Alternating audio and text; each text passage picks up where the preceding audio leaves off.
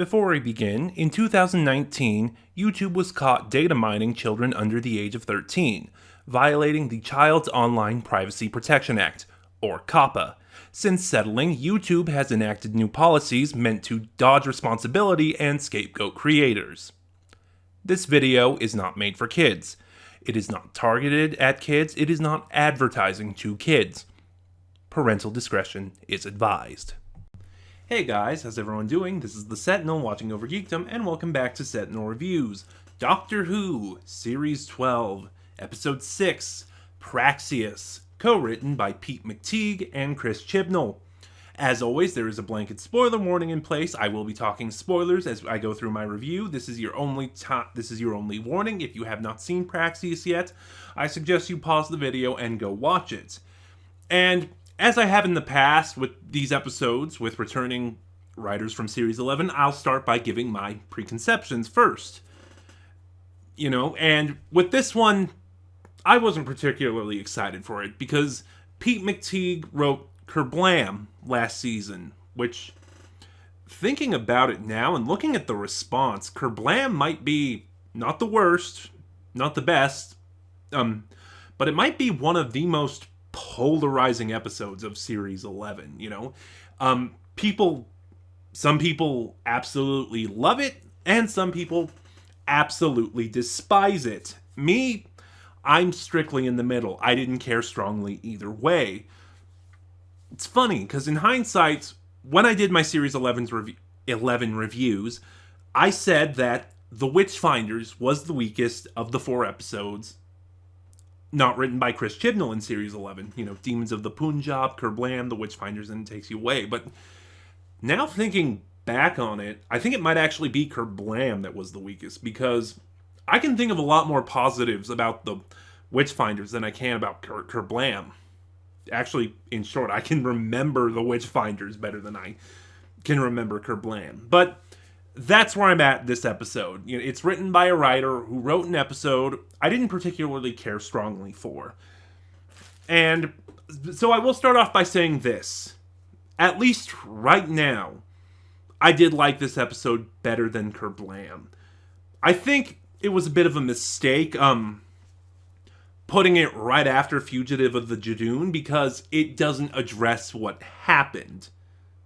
But that doesn't bother me, because one of the things I started picking up on in Fugitive of the Jadoon is the 13th Doctor's arc.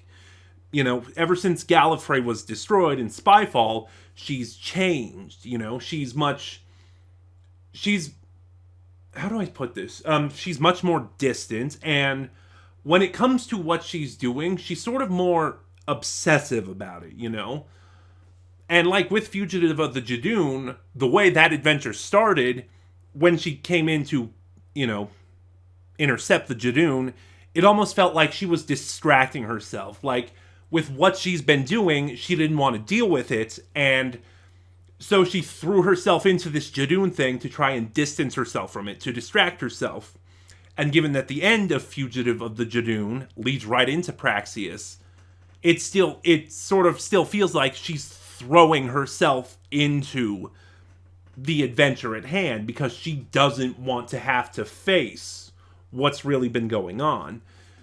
And, someone else pointed out that this always is a thing that happens sort of in fiction in general. After these big, earth-shattering episodes, there's always like an episode that just meant to take a breath before, take a breather before we jump back into the big stuff. And that's what Praxeus is.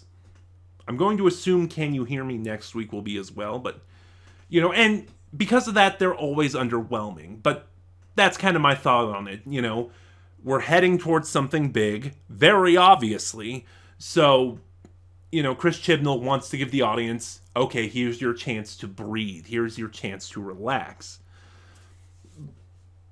So those are my general thoughts on it. Praxeus is okay. The Doctor, it's Jodie Whittaker. At this point, she's doing a lot of her Series 11 portrayal, which as I've said in the past, I loved her in Series 11. She was the best part of Series 11. So, depending on how you felt about her in Series 11, is going to affect how you feel about her here in Praxeus. Actually, I think in general, Praxeus is sort of a Series 11 episode, but handled a little better. The companions are all good. Actually, they've been getting the short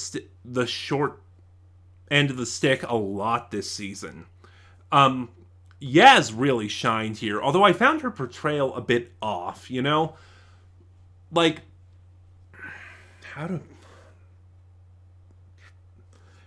I think part of it is because Yaz has had so little to do, we don't really know her character. We just know her backstory. She's a cop, she was Ryan's childhood friend, and now she's traveling with the Doctor, but we never really understood her. But so really seeing her on her own and seeing her character get established, it feels off because they're sort of setting up that Yaz has a bit of a reckless streak to her. Sort of like Ryan, but maybe a little more extreme. Like, after they just were attacked, she wanted to go back and figure out what the aliens were up to.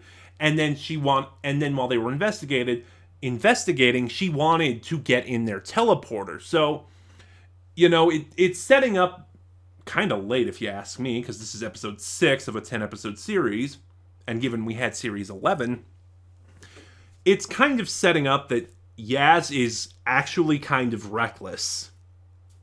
Which is, like I said, it's just, given how we've seen Yaz portrayed so far, it's not bad, we're finally getting her character, but it just feels off.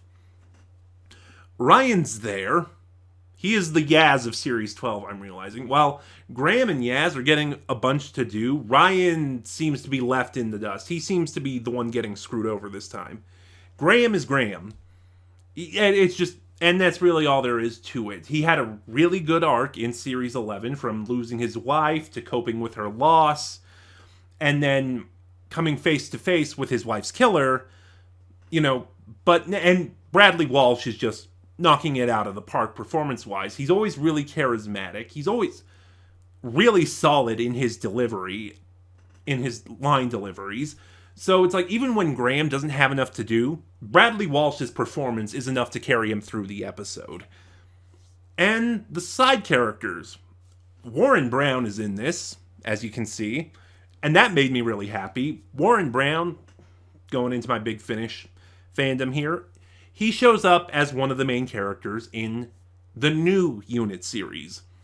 There was a Unit miniseries, and now Unit, the new series, is Kate Stewart's unit. And he plays one of her subordinates in that. And he was also in Transference, one of the Big Finish originals last year. And that made me laugh because Graham calls him a fantasist at one point. His character is really nice, and his performance is really good. Without giving too much away. Because something happened in Resolution, something that set a lot of people off. And we kind of get a similar thing here, but sort of the opposite of what happened in Resolution. Again, I don't want to get into it too much. I want to try and save you some of the episode if you haven't seen it yet. But yeah, I really like his character in this story. I like his interactions with, I don't know the actor's name, but his character's name is Adam Lang. They have a really good chemistry together. And I love his scenes with Graham.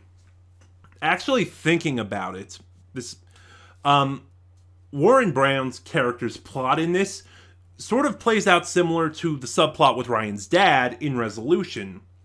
Only it's handled better because it's better integrated to the plot, and what's going on between them is actually affected by the plot.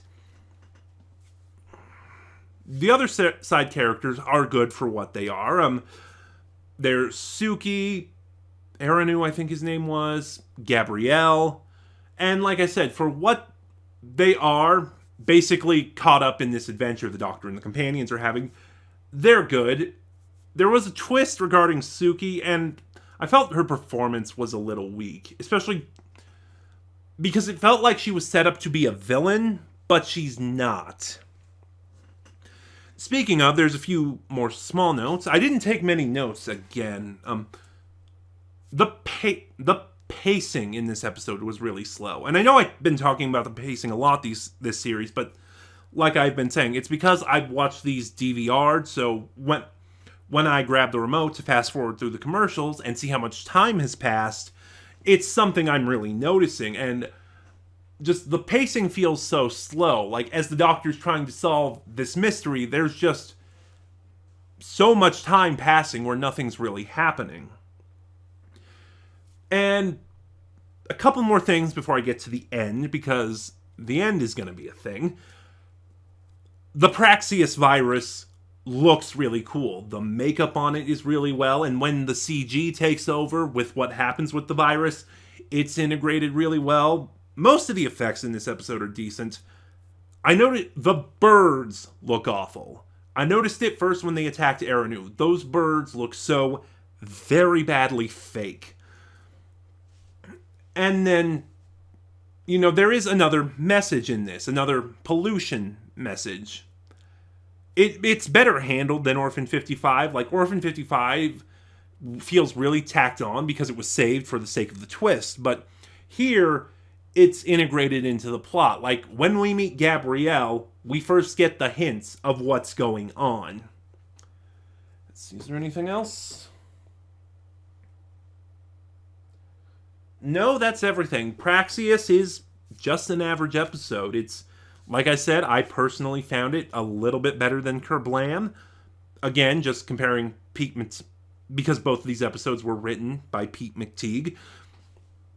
But yeah, it's not one I feel, I still don't feel strongly about it. It's like, and I think that may just be Pete McTeague as a writer. Like, I don't think, he has good ideas, but his execution is very blah. I'm going to give Praxeus a 6 out of 10. But those are just my thoughts. Please tell me, what were yours? Start a conversation in the comments below. Like, comment, subscribe, share. Share my video, In the description box below, you'll find the link to my Ko-fi, where you can help support the channel. And you'll find the link to my Discord, where you can... You'll find the link to my Twitter, where you can follow me and get updates on the channel. This is the Sentinel, watching over Geekdom, and I'll see you guys next time.